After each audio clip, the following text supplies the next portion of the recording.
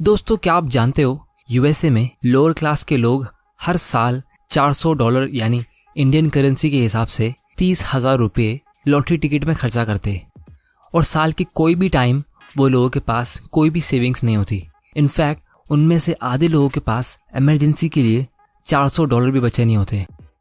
अब आप मुझसे कहोगे कि वो लोग लॉटरी टिकट्स में खर्चा करने की जगह उन पैसों को सेव क्यों नहीं कर लेते, लेकिन उनके हिसाब से उनकी लाइफ और उनकी फाइनेंशियल कंडीशन सिर्फ और सिर्फ वो लॉटरी ही बदल सकती है, मतलब लक। और उनको लगता है कि वो हार्डवर्क करके कभी अमीर नहीं बन सकते। उनको ऐसा लगता है कि अमीर बनना मतलब लकी होना। तो बेसिकली वो लॉटरी टिकट्स उनको उम्मीद और सपने दिखाती है। अब दोस्तों, आप में से बहुत लोग कहोगे कि ये कितनी फालतू सोच है, क्योंकि हमें पता है लॉटरी जीतने के चांसेस कितने कम होते हैं और अपनी लाइफ को पूरी तरह लॉटरी टिकट्स पे छोड़ देना मतलब करोड़ों में से एक आदमी को सक्सेस मिलेगी, तो क्या बाकी सारे लोग वैसे ही गरीबी में जिएंगे? लेकिन दोस्तों, इंटरेस्टिंग बात यह है कि अगर आप उन लोगों को समझाने जाओ तो वो उल्टा आपको बेवकूफ़ समझेंगे और शायद वो लोग आपको गलत बोल के रिटर्न में आपको बुरा फील करा देंगे, जबकि आप तो उनकी मदद करने के लिए बोल रहे थे। दोस्तों, इसीलिए ये बुक से हमें कुछ ऐसे इंपॉर्टेंट लेसन सीखने मिलते हैं। वो ये कि हम इंसान लॉजिकल नहीं है, हम साइकोलॉजिकल है। क्योंकि दोस्तों, सबको यही लगता है कि आज की तारीख में वो एकदम परफेक्ट फैसला ले रहे हैं अपनी लाइफ के लिए, लेकिन फिर भी जब कुछ साल गुजर जाते हैं और जब लोग पीछे पलट कर देखते हैं तो वो यही सोचते कि काश उन्होंने कुछ ऐसा कर लिया होता तो उनकी लाइफ कुछ और होती। और दोस्तों, जब बात फाइनेंशियल डिसीजंस की आती है तो चाहे वो अमेरिका के लोअर क्लास के इनकम वाले लोग हो या इंडिया के मिडिल क्लास या दुनिया में कोई भी अमीर इंसान, हम ज्यादातर फैसले इमोशंस यानी जज्बात के बेसिस पर लेते हैं, जैसे डर या लालच, और फिर उसको लॉजिक से जस्टिफाई करते हैं कि हमारा फैसला लॉजिकली बिल्कुल सही है। दोस्तों, इसकी एक वजह ये होती है कि हमें कुछ चीजें कुछ सालों बाद सीखने मिलती है जो हमें पहले सीख लेनी चाहिए थी। इसीलिए दोस्तों, आज मैं कुछ ऐसे इंपॉर्टेंट लेसन्स इस बुक से शेयर करने वाला हूँ जो हमारी साइकोलॉजी और माइंडसेट से रिलेटेड है, जिसकी वजह से हम जाने अनजाने में गलत फैसले लेते हैं, जिसको आज सुधार कर आप जल्दी फाइनेंशियली फ्री हो सकते हो। तो दोस्तों, आगे बढ़ने से पहले अगर आप इस चैनल में नए हो तो आप इस चैनल को सब्सक्राइब कर सकते हो और बेल आइकन को प्रेस कर देना ताकि आप ऐसे इंपॉर्टेंट वीडियोस मिस ना कर दो। तो चलिए शुरू करते हैं। Lesson number 1, true wealth is what you don't see. दोस्तों, एक तरफ होती है लग्जरी कार्स, बढ़िया सा घर, इंस्टा पे वेकेशन की फोटोज। दोस्तों, ये सब चीजें हमें क्लियरली दिख रही है, और दूसरी तरफ उस घर का या कार का लोन का EMI, उस आदमी के ऑफिस का स्ट्रेस और उसकी स्ट्रेस की वजह से उसके घर के रोज के फाइट्स, ये सब चीजें हमें नहीं दिखती। तो जो हमें दिखता है वो अक्सर पूरा पिक्चर नहीं होता है, लेकिन जाने अनजाने में ये चीजें हमें गलत तरीके से सोचने पर मजबूर करती है कि जब भी हम किसी अमीर आदमी को देखते हैं, जैसे उसके पास कोई लग्जरी कार हो या कोई वेकेशन पे गया हो, तो हम भी यही सोचते हैं कि काश मेरे पास भी ऐसी कार होती, काश मैं भी ऐसी जगह घूम पाता, ये कितनी मस्त लाइफ है। अब हम ये नहीं सोचते कि वो लोगों की लाइफ एक्चुअली में मस्त है या नहीं। हम उन लोगों की लाइफ से सिर्फ फ्लैशी और ऐसी ब्राइट चीजें ढूंढ के पिक करते हैं। और दोस्तों, हमें ये चीज याद रखनी चाहिए कि जिस वजह से उस आदमी ने कार ली थी कि लोग उसकी इज्जत करेंगे, लेकिन एक्चुअली में लोग उसकी नहीं बल्कि उसकी कार की इज्जत कर रहे हैं। दोस्तों, क्योंकि जब भी हमारे सामने से कोई कार गुजरती है तो हम हमेशा यही कहते हैं कि वाह क्या कार है। हम कभी ऐसा नहीं कहते कि वाह क्या आदमी है। और इसी वजह से लोगों के दिमाग में एक परसेप्शन बैठ गया है कि अमीर मतलब आपके पास दिखाने के लिए कुछ होना चाहिए, लेकिन रियलिटी में एक्चुअल वेल्थ वो होती है जिससे हम आजादी की जिंदगी जी सकते हैं। क्योंकि सबसे बड़ी और सबसे इम्पोर्टेंट चीज जिसे हम पैसे से खरीद सकते हैं तो वो है हमारा खुद का टाइम। अगर आपके पास दुनिया की सारी दौलत है लेकिन उसको एंजॉय करने का टाइम नहीं, क्योंकि आप पूरा टाइम ऑफिस में बिजी रहते हो और उस काम को आप पसंद भी नहीं करते, तो आपके इतने अमीर होने का फायदा क्या? दोस्तों, इसीलिए इस बुक के ऑथर हमें ये कहते हैं कि दूसरों को दिखाने के लिए खर्चा करना मतलब गरीब होने का सबसे सिंपल और आसान तरीका है और अमीर रहने का सबसे मुश्किल। तो अगर आप किसी आदमी के पास कोई अच्छी कार देखते हो, जैसे मान लो वो 50 लाख रुपए की है, तो आप उससे ये नहीं पता लगा सकते कि वो आदमी एक्चुअली में वेल्दी है या नहीं, लेकिन उससे हमें ये चीज जरूर पता चलती है कि उसके धन में से 50 लाख रुपए कम हो गए हैं। लेसन नंबर 2, यू पे अ प्राइस फॉर एवरीथिंग। दोस्तों, मान लो आपको एक कार खरीदनी है और उसका प्राइस है 12 लाख रुपया, तो आपके पास अभी 3 ऑप्शन है। पहला, आप 12 लाख रुपए पे कर दो। दूसरा, अगर आपको उतना खर्चा नहीं करना तो आप कोई सस्ती कार ढूंढ लो। तीसरा, किसी दूसरे आदमी की कार चुरा लो। अब दोस्तों, 99% लोग कार चुराने वाला ऑप्शन नहीं चुनेंगे, क्योंकि उन्हें पता है कि फिलहाल तो कार मिल जाएगी, लेकिन उसके बदले आगे जाके फ्यूचर्स में जो प्रॉब्लम्स होगी वो बहुत ज्यादा हो सकती है। तो उसके बेनिफिट जो हमें क्लियरली दिख रहे हैं वो उसके नुकसान से काफी छोटे जो फिलहाल नहीं दिख रहे। लेकिन अगर कोई आदमी गाड़ी चुराता है तो हम उसको यही कहेंगे कि उसने गलत फैसला लिया, फिर चाहे उसको कोई सजा मिले या नहीं मिले, क्योंकि हमें ऐसी चीजें दिख रही है जो उस आदमी को नहीं दिख रही। इसीलिए हम 99% लोग गाड़ी को चुराना नहीं पसंद करेंगे, फिर भले ही हम कोई सस्ती या सेकेंड हैंड कार ढूंढ लेंगे, क्योंकि हमें पता है नथिंग इज फॉर फ्री। उसी तरह जब आपको अमीर बनना है और इन्वेस्टिंग से अपने पैसों को ग्रो करना है तो आपके पास दो ऑप्शन है। या तो आप अपने पैसों को ऐसी जगह इन्वेस्ट करो जहां आपको सबसे ज्यादा लॉन्ग टर्म फायदा होगा, यानी अच्छा रिटर्न्स मिलेगा, जैसे ऑथर कहते हैं इंडेक्स फंड में या डायरेक्ट स्टॉक्स में।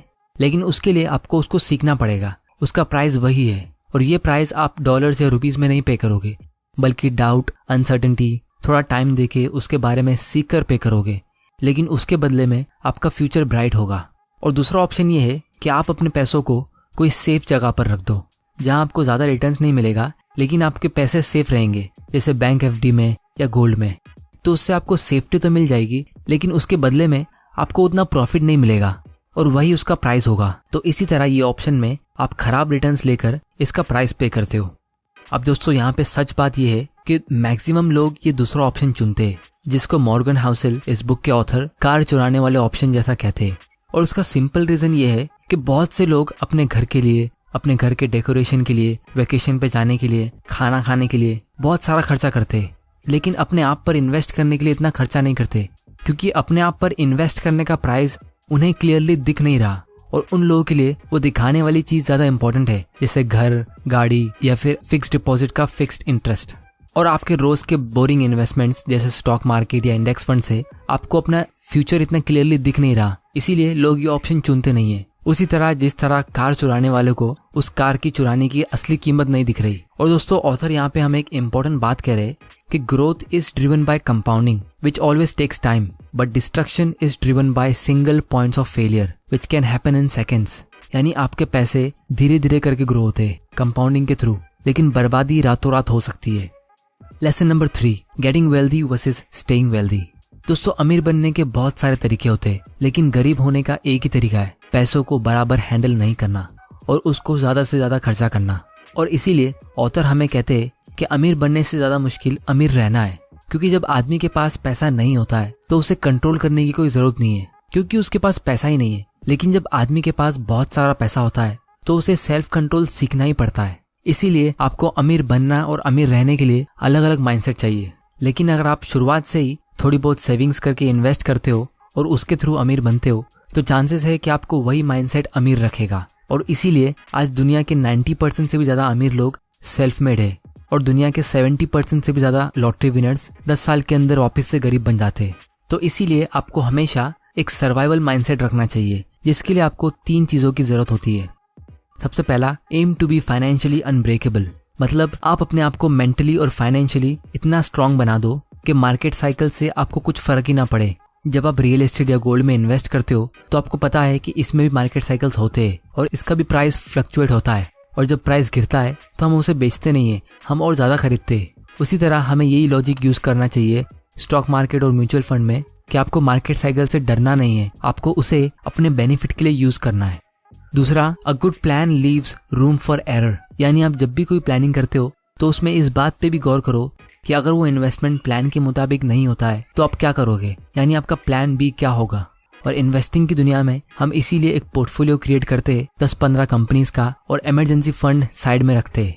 तीसरा, be optimistic about the future but paranoid about your obstacles to success, यानी आपको फ्यूचर को लेके हमेशा ऑप्टिमिस्टिक और पॉजिटिव रहना चाहिए, अच्छी सोच रखनी चाहिए, लेकिन हमेशा अपनी करंट सक्सेस को लेकर अलर्ट और सावधान रहना चाहिए कि उसमें कोई खतरा तो नहीं है। जैसे ऑथर ने हमें यहाँ पे 2 इंटरेस्टिंग एग्जाम्पल दिए। सबसे पहला, रोनाल्ड रीड का। आप ये नाम गूगल करके सर्च कर सकते हो। यह आदमी ने पूरी जिंदगी सिर्फ चौकीदारी की नौकरी की है, लेकिन उसके मरने से पहले उसके पास $8 मिलियन जमा थे, जो इंडियन करेंसी के हिसाब से लगभग 55 करोड़ रुपए होते। अब कोई आदमी छोटी मोटी नौकरी से इतने सारे पैसे कैसे जमा कर सकता है? तो उसका आंसर है सेविंग्स और इन्वेस्टिंग की आदत डाल के। और दूसरी तरफ दूसरा एग्जाम्पल है रिचर्ड फस्कॉन का, जो दुनिया के सबसे टॉप कॉलेज हार्वर्ड यूनिवर्सिटी से पढ़ाई करता है, दुनिया के सबसे टॉप कंपनीज मैरिल लिंच में काम करता है और एक अच्छी पोस्ट पे एग्जीक्यूटिव बनता है। लेकिन उसने कर्जे की और खर्चा करने की इतनी आदत डाली जिसकी वजह से 2008 में उसे बैंकरप्सी डिक्लेयर करनी पड़ी। दोस्तों, गरीबी से बुरी चीज़ क्या होती है, वो ये कि आप अमीर बने और फिर वापस गरीब हो गए। तो इसीलिए अगर आप अपने दम पे 10 लाख रुपए इन्वेस्ट करके उसे मैनेज नहीं कर सकते तो आप 10 करोड़ रुपए मैनेज नहीं कर सकते। और इससे हमें ये चीज़ पता चलती है कि आपकी सबसे बड़ी प्रॉब्लम कम पैसा नहीं है, आपकी बड़ी प्रॉब्लम ये है कि आपको पैसा मैनेज नहीं करना आता। क्योंकि गरीब लोगों की सोच हमेशा ये होती है कि जब हमारे पास ज़्यादा पैसा आएगा तो हम उसे मैनेज करना सीखेंगे, लेकिन अमीर लोगों की सोच ये होती है कि जब हम थोड़े पैसे को अच्छे से मैनेज करेंगे तो हमारा पैसा अपने आप बढ़ जाएगा। Lesson number 4, savings and financial freedom. दोस्तों, दुनिया में 3 टाइप के लोग होते हैं। एक वो जो सेव करते, दूसरे जिन्हें लगता है वो सेव नहीं कर सकते, और तीसरे जिन्हें लगता है उनको सेव करने की ज़रूरत ही नहीं। आई एम श्योर आप तीसरी कैटेगरी में नहीं आते हो क्योंकि आप ये वीडियोस देख रहे हो। दोस्तों, हम सेविंग्स के बारे में बहुत सुनते। आपको बचपन से आपके पेरेंट्स ने कहा होगा कि पैसे सेव करा करो, लेकिन ये सेविंग्स इतनी इंपॉर्टेंट क्यों है? क्योंकि हर एक रुपया जो आप सेव करके इन्वेस्ट करते हो वो आपका फ्यूचर का वो टाइम खरीदता है जो शायद किसी और ने खरीद के रखा था। तो इसीलिए ऑथर के हिसाब से अगर आपकी सैलरी कम भी हो तो भी आप अमीर बन सकते हो, लेकिन अगर आप सेविंग्स करते ही नहीं हो तो आप कभी अमीर बनोगे ही नहीं। लेसन नंबर 5 और सबसे इम्पोर्टेंट, मॉर्गन हाउसेल के लाइफ टिप्स। सबसे पहला, अपने सारे फाइनेंशियल डिसीजंस इंडिपेंडेंटली लो, ये सोच के नहीं कि मुझे किसी को दिखाना है या किसी ने किया था इसलिए मुझे भी करना है। Advice number 2, live below your means. क्योंकि सबसे बुरी चीज़ अगर आप कोई कर सकते हो तो वो ये है कि आप अपने फ्यूचर की कमाई को आज ही खर्चा कर दो। Advice number 3, derive pleasure from free और लो कॉस्ट एक्टिविटीज़ जैसे एक्सरसाइज, रीडिंग, पॉडकास्ट, लर्निंग। क्योंकि ज़िंदगी के असली मज़े फ्री और छोटी मोटी चीज़ों में जो रोज़ होती है, और इससे आप हेल्दी भी रहोगे, वेल्दी भी रहोगे और वाइज भी रहोगे। Advice number 4, maintain 20% of cash as emergency. वो इसलिए क्योंकि जब भी स्टॉक मार्केट में क्रैश होता है तो आपको अपने इन्वेस्टमेंट को कम पैसे में बेचने की ज़रूरत नहीं पड़ेगी, आप अपना इमरजेंसी फंड यूज़ कर सकते हो। Advice number 5, the first rule of compounding is to never interrupt it unnecessarily. आपकी actual wealth long term investing से ही ग्रो होगी, कंपाउंडिंग के थ्रू, लेकिन उसकी कंडीशन ये है कि आप उसे बिना रोक टोक के कंपाउंड होने दो। Advice number 6, every investor should pick a strategy that has the highest odds of successfully meeting their goals. और ऑथर के हिसाब से इंडेक्स फंड लोगों के लिए सबसे बेस्ट चॉइस है। Advice number 7, 3 key elements of Housel's approach, a high savings rate, patience and long term optimism. क्योंकि दोस्तों, बहुत सारे लोग सपने देखते हैं कि उनको करोड़पति लोगों वाली लाइफ जीनी है, दुनिया में बेहतरीन जगह घूमना है, लेकिन एक्चुअली में उनके बोलने का मतलब ये होता है कि उन्हें करोड़ रुपया खर्चा करना है, जो उनकी कही हुई बात से बिल्कुल ऑपोजिट है। क्योंकि अगर आप अपना करोड़ रुपया खर्चा कर दोगे तो करोड़पति कैसे कहलाओगे? तो दोस्तों, आज की वीडियो में इतना ही। अगर आपको ये वीडियो से कुछ सीखने मिला तो इस चैनल इन्वेस्ट माइंडसेट को सब्सक्राइब कर लेना और बेल आइकन को प्रेस कर देना ताकि आप ऐसे इंपॉर्टेंट वीडियोस मिस ना कर दो। और दोस्तों, कमेंट के जरिए आप मुझे बता सकते हो कि मैं नेक्स्ट वीडियो कौन सी टॉपिक पे बनाऊं। अगर आपको ये वीडियो पसंद आया तो इसे लाइक करिए, नहीं पसंद आया तो डिसलाइक करिए। आपका वैल्यूएबल टाइम देने के लिए thank you and good bye.